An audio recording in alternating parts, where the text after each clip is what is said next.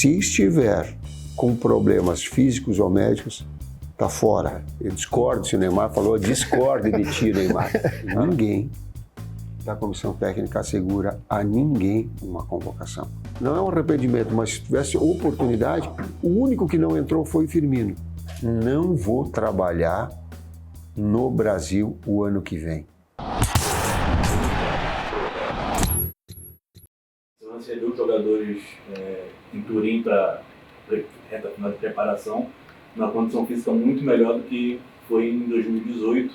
Como é que a comissão está tratando esse tema e qual é a diferença de ter um tempo menor, mas os jogadores bem fisicamente, com um tempo maior, com os jogadores chegando ali já na reta final de temporada? Nós estamos buscando, já fazem 6 meses, de atenção total e uma equipe toda de trabalho médica, física, fisiológica, técnica. Só não entro na parte tática porque eu não me dou o direito ético, porque cada um exerce uma função nos seus clubes, por mais que seja parecida dentro da seleção, e a gente traz o modelo que ele faz no seu clube para cá, e esse acompanhamento, inclusive com viagens, para que essa situação toda ela possa ser antecipada justamente por isso. Não há tempo de recuperação física, não há tempo de recuperação médica. Se estiver com problemas físicos ou médicos, está fora. Infelizmente, está fora. Não há tempo igual aquele outro momento de 27 dias, tempo de recuperação e retomada. Essa tem características diferentes, por isso a nossa atenção. Qual é a diferença de chegar com jogadores bem fisicamente, mas com pouco tempo, ou com eles com muito tempo e eles mal fisicamente? Você vê como são essas situações da ação genérica. O que nos favorece? O fato de estarmos 4 anos juntos. Então, o modelo, a forma. Hoje o Paquetá sabe a função que ele vai exercer se for de externo. Ele é um jogador de criação, ele não vai ser um jogador de atacar a profundidade, ele sabe. Se ele for segundo meio-campista, ele sabe. Ele já trabalhou, ele já exercitou, ele já jogou com o Casemiro, já jogou com o Fred atrás, já jogou com o Neymar. Então, o tempo e o processo de 4 anos favoreceu nesse item a ter menos treinos, porém, agora mais ajustes. Essa muito provavelmente vai ser a última Copa do Neymar. Como preencher a lacuna de um cara que, assim, como a gente já mesmo falou, vive a expectativa, vive todo esse sonho de levantar a taça, levantar um troféu, ser campeão do mundo, e como lidar com a postura dele nesses últimos meses para a Copa? Não é a última Copa dele. Absolutamente não. Pode escrever. Por que eu estou falando isso? Porque o jogador que tem as características técnicas e físicas que tem o Neymar, ele vai jogar para lá dos 35. Ele é um jogador leve, ágil, móvel. Então, ele, com a qualidade técnica que ele vai estar... tu pode olhar os jogadores que têm uma longevidade maior em alto nível, são jogadores que, em termos físicos, eles mantêm essas características. Jogador mais pesado, jogador com alavanca grande, com perna comprida, ele tende a ter uma dificuldade maior de manter... Ele vai continuar, ele vai ter outras Copas. Guarda essa pergunta. Eu discordo, se o Neymar falou, discordo de ti, Neymar. Olha lá. Guarda essa pergunta para outro técnico em 2026, que dá, talvez a partir daí ele vá. Até comparativo com o Messi. A estrutura física dele é muito mais compatível a manter em alto nível, por exemplo, do que Messi. Entendeu? O comparativo que eu tenho, a estrutura física do Messi é uma, a estrutura da outra, talentosíssima, cada um com excepcionais, mas ele, em termos de, por isso que eu coloco, ele vai jogar. E a parte disso é a experiência, né? O posicionamento também, com a maturidade, né? No caso, um jogador mais experiente, ele, na grande maioria das vezes, ele faz mais coisas usando menos espaço, se posicionando melhor. De uma forma educada, ele diz que o talentoso e inteligente vai ter uma longevidade maior em relação ao pesado e burro. Foi isso que eu... E velho. Pesado, burro e velho. Quem você acha que deve ser o cara da seleção daqui para frente? Não sei. Há uma geração toda num processo de evolução. E aí tem uma série de jovens, a gente vai dar essa atenção para eles evoluírem. Mas eu não sei quem é que pode ali na frente buscar esse protagonismo. Tem bastante. Como lidar com a ansiedade do próprio torcedor ao ver esse ótimo ciclo e pedir tanto o Hexa, saber que o Hexa talvez esteja tão perto? A gente elabora internamente isso também. Nós temos isso, mas eu também não posso carregar uma história toda e um legado de outras gerações, e que o César faz parte, de que construíram um legado extraordinário. Mas se focar no momento, em potencializar esses garotos, essa geração que vem surgindo, estabelecer uma relação humana de confiança. Para mim, essa é a premissa básica. A gente falou bastante de aspectos táticos, tá? Mas a premissa básica de 4 anos, ela te dá, incorporada àqueles 2 anteriores de experiência, ela te dá uma relação de confiança. Quando uma relação de confiança ela se estabelece dentro de qualquer que seja de equipe de trabalho, é o primeiro passo que tem para o desempenho em alto nível. Essa expectativa e ansiedade nós construímos. O Brasil hoje voltou a ser primeiro do ranking FIFA, né, após 5 anos. Então, nós construímos isso, né? E o Rafinha, conversando com o Neymar, o primeiro jogo do Rafinha, normal que ele estava com esses 2 elementos aí, com expectativa e ansiedade, e o Neymar diz a ele, faz o que você faz no seu clube, né? Porque o que você tem feito no seu clube que te trouxe aqui. Então, a gente também, o Neymar é um dos nossos líderes, né? E você ouvir isso pode, não sei se é ídolo do Rafinha, mas uma referência hoje para os mais jovens, isso te traz, né, essa segurança, né, de que você tem pessoas ali a qualquer momento, né, com mais experiência que possa consultá-los. É inerente da véspera de um jogo, mas nós temos tem os meninos, né, que com a conquista olímpica vêm também empoderados, mas com essa ansiedade e expectativa, e tem os mais experientes também, dentre eles Marquinhos, Thiago, Casemiro, Alisson, Danilo, Neymar, enfim, que estão sempre nos ajudando nessa gestão. Quais são os pontos de diferença entre a última Copa do Mundo, né, a preparação para a última Copa, para essa Copa agora, o que foi usado de lição na derrota na Rússia? O que trouxe da Copa anterior foi uma fase de recuperação da seleção. E com pouco tempo enxuto, para que tenha que acertar tudo, ou quase tudo, é desumano falar tudo, mas acertar muita coisa para ter o sucesso. Ou agora traz um ciclo inteiro. São 4 anos onde a gente teve 9 atletas oportunizando, sistemas diferentes, construções diferentes, a fase defensiva diferente, a fase ofensiva mais posicional, com variações maiores, número de atletas maiores, então erros maiores, participação maiores. Então isso tudo traz um legado, um aprendizado para chegar num momento de crescimento, e eu fico feliz porque ela está demonstrando uma construção de equipe toda nesse processo, que ela foi de menos para mais e chega no seu melhor momento na Copa do Mundo. Isso quer dizer que ela vai ganhar? Não sei.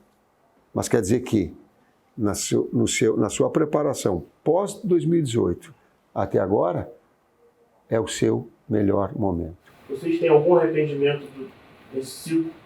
Tu diz assim, arrependimento é difícil, porque se eu cometi algum erro, eu cometi, e para mim uma pessoa é bom, um técnico é bom se ele tem 7, 8 acertos de 10, mas ele vai errar. E ele não vai representar outros.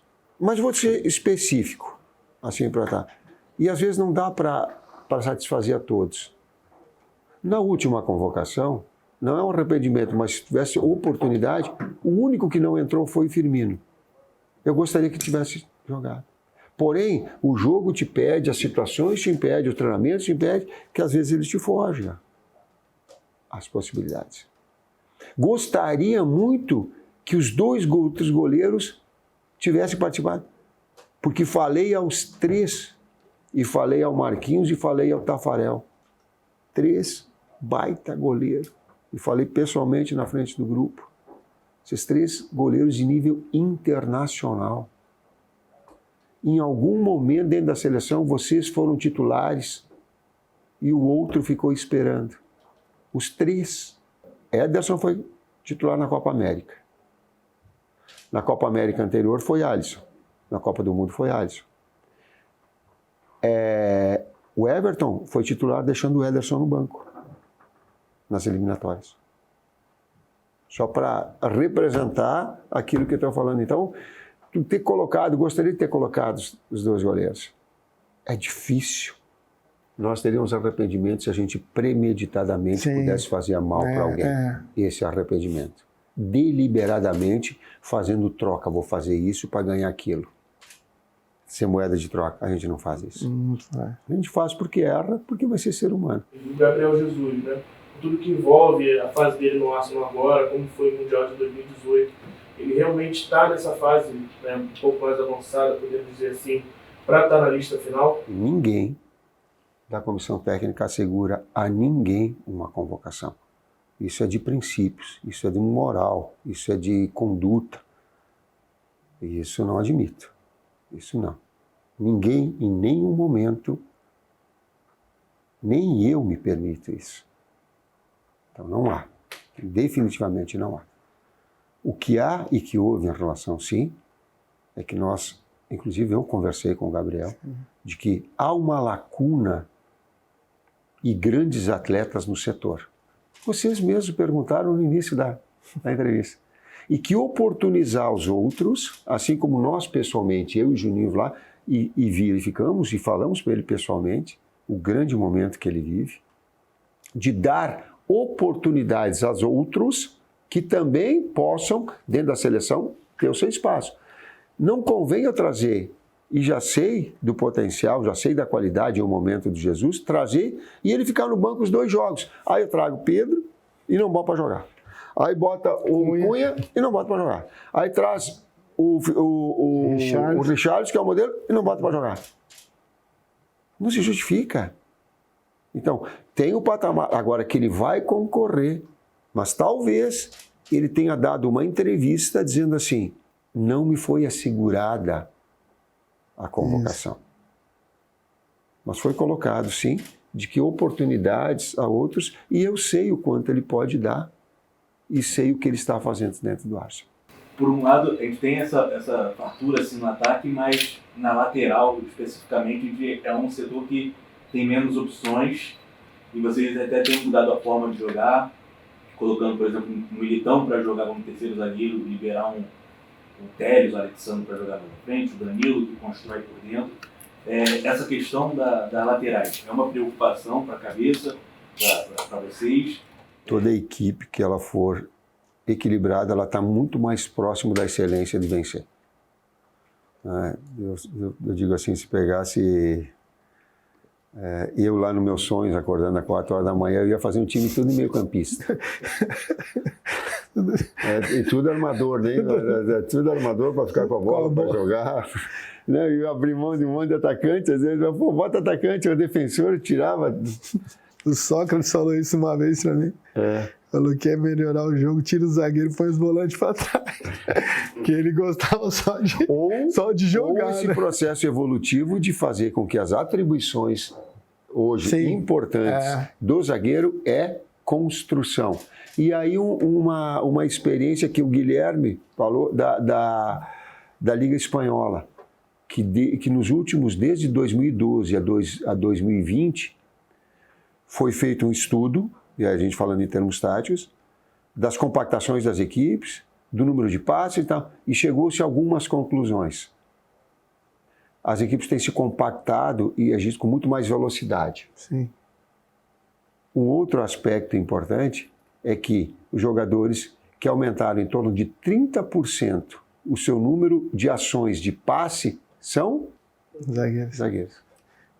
Então, há dado um certo espaço. E a quem tem e poder proporcionar a eles a construção, o lançamento longo, uma infiltração com o melhor passe, também leva vantagem nesse processo construtivo.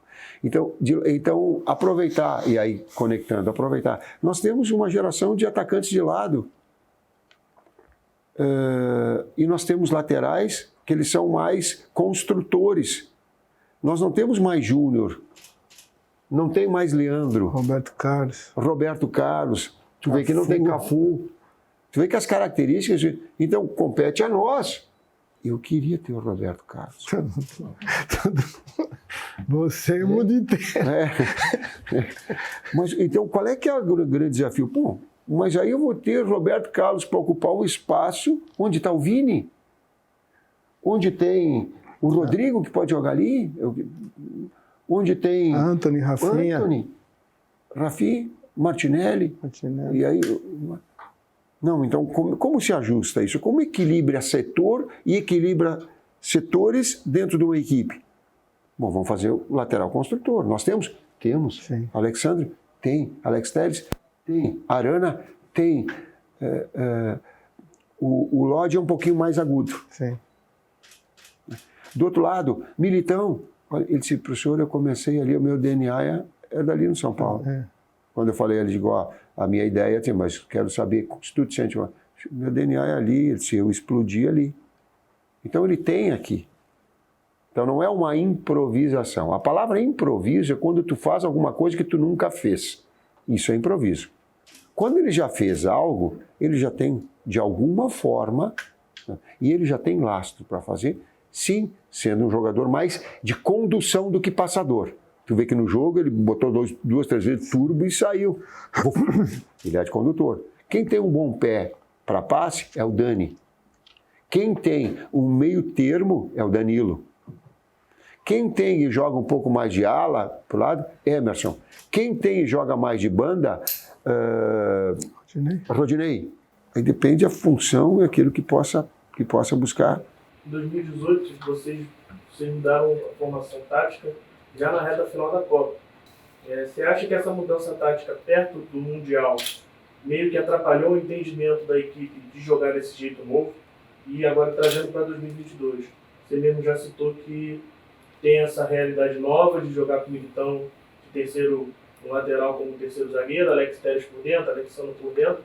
Você acha que pode ter essa falta de entendimento pelo pouco tempo que vocês tiveram pouco tempo de jogo para jogar nessa nova formatação tática?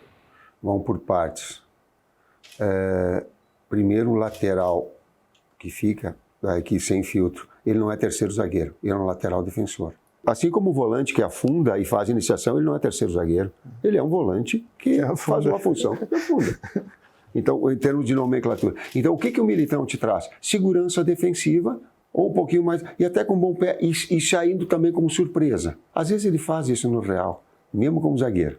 Ele dá uns turbos e antecipa e sai. Em relação à Copa do Mundo que tu falou lá, tem um dado significativo que a gente tem que relembrar bem. O que aconteceu? Renato machucou. E aí o William estava muito bem, e o Couto era um jogador central também. Então, antes o Couto vinha sempre utilizado, e é Liverpool, até para a gente se situar no tempo, senão a gente é injusto nas observações. Couto de Liverpool jogando por dentro. Couto, seleção, jogando por dentro. O William de lado, entrando de lado, em cima do Renato que machucou. Já falou que vai ser o seu último período na seleção, né? Você vai deixar a seleção brasileira depois da Copa. O que você vai fazer depois da Copa do Mundo? Já falou que ia tirar um período sabático, mas vai para a Europa, vai voltar a treinar no futebol brasileiro. Tem algum clube no futebol brasileiro que você gostaria de treinar que você não treinou? Não sei, eu vou ficar com a família, assim, um tempo para a esposa, eu brinco um pouquinho, mas é o primeiro tempo com ela, para a gente ver familiares, para estar um pouquinho mais, sabe? É extraordinário, eu estou numa posição que todo técnico gostaria de estar. Tá? E eu sei do privilégio de estar, mas também sei das responsabilidades e o quanto isso fica de de oneroso. Então eu vou estar com a família. Não vou trabalhar no Brasil o ano que vem. Definitivamente. Não vou. Tenho a minha palavra. Assim, reconsiderei porque vai estar... Não tem reconsiderar. Assim como existem etapas dentro da seleção brasileira, eu já dei, tem que criar novas lideranças, tem uma série de geração de técnicos bons. Vou sentir falta? Vou sentir, por vezes, dizendo assim, puxa, passei tanto tempo com carinho, vou. Talvez até em alguns momentos vou sentir uma inveja, humanamente vou. Mas vou ter respeito a um ciclo que fiz e agora a oportunidade de outros profissionais fazerem um outro ciclo e dar sequência. No Brasil, não. A seleção termina, tomara que seja abençoada e que a gente tenha méritos para a conquista do título. Depois não sei. Mas tem algum clube no Brasil que você gostaria de treinar, que você não treinou? Ou o Corinthians seria a prioridade?